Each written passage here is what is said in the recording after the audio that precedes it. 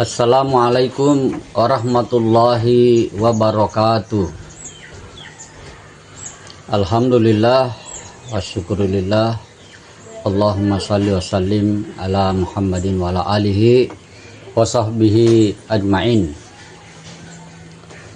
Perkenalkan, saya Muhammad Basri, mahasiswa pasca sarjana IAIN Kendari, program studi manajemen pendidikan Islam, akan menyampaikan tugas kuliah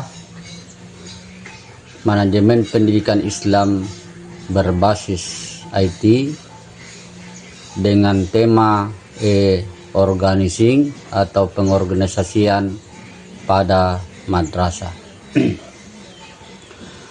Pengorganisasian pada madrasah adalah proses mengatur, mengalokasikan, dan menyelaraskan seluruh sumber daya madrasah, baik manusia, dana maupun sarana prasarana, ke dalam suatu struktur organisasi yang jelas demi mencapai tujuan pendidikan Islam secara efektif. Melalui pengorganisasian yang tepat, kepala madrasah dapat membagi tugas atau job description kepada guru dan staf tata usaha sesuai keahlian agar tidak terjadi tumpang tindih tanggung jawab. Berikut struktur dan tahapan pengorganisasian di madrasah tempat kerja saya. 1. Struktur organisasi. Struktur organisasi madrasah tempat kerja saya sama dengan madrasah pada umumnya, menggunakan kombinasi struktur lini dan staf guna memfasilitasi jalur komando dan koordinasi yang rapi. Komponen utamanya meliputi: yang pertama, kepala madrasah; kedua, komite madrasah; ketiga, kepala tata usaha; selanjutnya wakil kepala madrasah; selanjutnya kepala lab IPA, kepala lab komputer, kepala perpustakaan, dan wali kelas. Kepala madrasah adalah pemimpin tertinggi sekaligus manajer yang bertanggung jawab penuh atas seluruh kebijakan, strategi, dan mutu madrasah. Komite madrasah merupakan badan mandiri yang mewakili orang tua peserta didik untuk membantu pendanaan, pengawasan, dan pertimbangan program kerja madrasah. Selanjutnya, kepala urusan tata usaha sebagai penanggung jawab pelayanan administrasi, surat menyurat, kepegawaian, keuangan, dan kearsipan madrasah. Lanjut, wakil kepala madrasah. Di madrasah tempat kerja saya terdapat 2 wakil kepala madrasah karena hanya memiliki 6 rombel.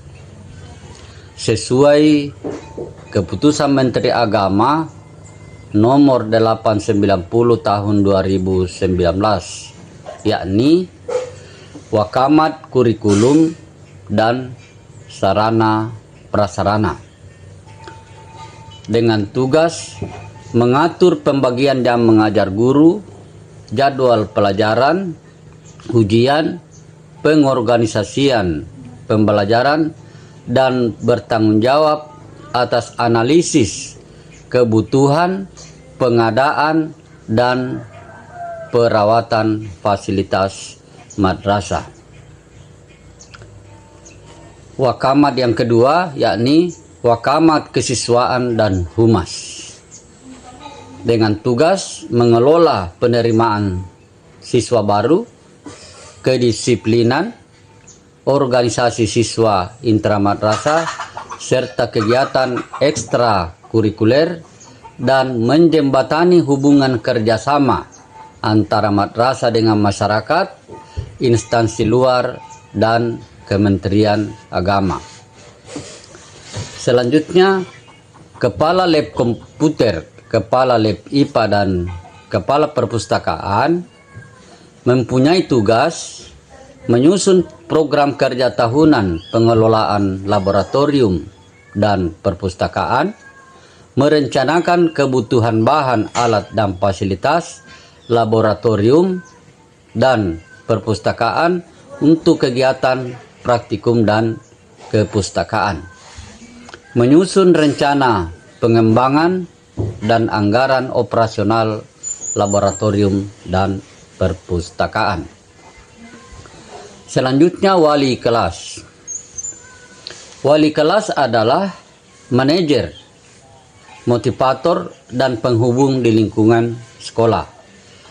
Wali kelas bertanggung jawab mengelola kelas, membimbing perkembangan akademik dan karakter siswa, serta menjalin komunikasi aktif dengan orang tua untuk memastikan proses belajar berjalan secara efektif dan kondusif. Pembahasan yang kedua, tahap utama pengorganisasian madrasah. Kepala madrasah menjalankan fungsi manajemen melalui 3 tahapan strategis. Yang pertama, penstrukturan atau pembagian kerja. Melakukan analisis beban kerja dan mengelompokkan tugas unit-unit logis, misalnya memisahkan urusan akademik dan kesiswaan. Yang kedua, penetapan staf atau staffing. Menempatkan guru atau tenaga kependidikan pada posisi yang tepat, the right man on the right place, berdasarkan kompetensi, latar belakang pendidikan, dan sertifikasi mereka. Yang ketiga, fungsionalisasi. Menetapkan rincian tugas atau tupoksi, wewenang pengambilan keputusan, dan pola komunikasi formal antar personil madrasah. Yang ketiga, aspek khusus pengorganisasian pembelajaran. Selain mengorganisasikan manusia, madrasah juga mengorganisasi proses pembelajaran formal, terutama dalam implementasi kurikulum. Hal ini mencakup yang pertama, intrakurikuler, mengatur muata pelajaran umum dan agama. Yang kedua, kokurikuler. Di madrasah, aspek ini diperkuat dengan pengorganisasian P5 PPRA, proyek penguatan profil pelajar Pancasila dan profil pelajar Rahmatan lil Alamin untuk menanamkan nilai-nilai moderasi beragama. Yang ketiga, ekstrakurikuler, menyusun jadwal dan pembina untuk kegiatan bakat minat seperti pramuka, UKS, PMR, sains, seni Islami, maupun olahraga. Pengorganisasian madrasah tempat kerja saya belum berjalan optimal disebabkan oleh berbagai kelemahan struktural maupun fungsional dari para pengelolanya. Berikut adalah kelemahan kepala madrasah, wakil kepala madrasah, dan wali kelas dalam pengorganisasian madrasah tempat kerja saya. Yang pertama, kelemahan kepala madrasah.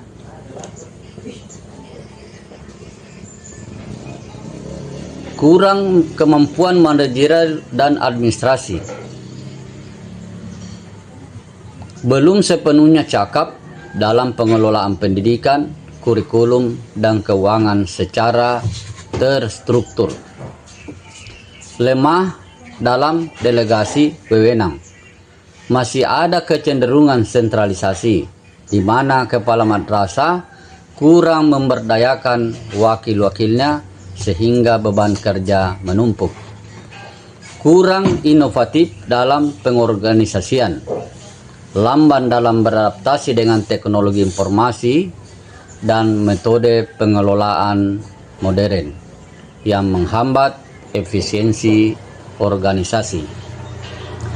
Lemah supervisi klinis, kurangnya koordinasi dan tindak lanjut yang konsisten dalam membimbing guru dan staf. Manajemen SDM belum berbasis kompetensi. Penempatan staf, guru, pegawai dalam organisasi kadang tidak sepenuhnya berdasar pada prinsip the right man and the right place, melainkan faktor kedekatan dan sekedar memenuhi beban kerja. Kelemahan wakil kepala madrasah di tempat kerja saya. Yang pertama, kurang koordinasi dan komunikasi. Sering terjadi kurangnya komunikasi antara wakamat, sehingga program kerja tidak saling mendukung. Lemahnya perencanaan program kesiswaan atau akademik sering dibuat hanya formalitas tanpa didukung data analisis kebutuhan siswa atau madrasah secara mendalam. Kurang proaktif dalam pembinaan. Wakamat kesiswaan kadang kurang maksimal dalam membina kedisiplinan dan bakat siswa, serta kurang inisiatif dalam memecahkan masalah. Selanjutnya, masalah dengan sarpras dan administrasi. Seringkali terjadi hambatan dalam pengolahan sarana dan prasarana karena data inventarisasi tidak rapi atau penggunaan teknologi yang masih minim. Ketergantungan pada kepala madrasah, masih menunggu instruksi, kurang mandiri dalam mengambil keputusan taktis yang menjadi ranah tanggung jawabnya. Berikut kelemahan wali kelas. Yang pertama, wali kelas kadang hanya sebagai mandor kelas. Sebagian wali kelas seringkali hanya berfungsi mengurus absensi dan nilai, tanpa melakukan pendekatan psikologis dan bimbingan mendalam kepada siswa. Kurang membangun komunikasi dengan orang tua. Minimnya inisiatif dalam menginformasikan perkembangan siswa kepada orang tua secara rutin, sehingga hubungan madrasah rumah lemah. Selanjutnya, lemah dalam administrasi kelas. Kurang rapi dalam mengelola buku laporan pribadi siswa, data administrasi, dan perangkat kelas lainnya. Minim inisiatif pengelolaan kelas. Kurang kreatif dalam menciptakan suasana kelas yang kondusif, nyaman, dan menyenangkan bagi pembelajaran siswa. Kurang memahami karakter siswa, terlalu fokus pada akademik sehingga mengabaikan aspek perilaku dan bakat setiap siswa. Demikian, semoga bermanfaat. Wassalamualaikum warahmatullahi wabarakatuh.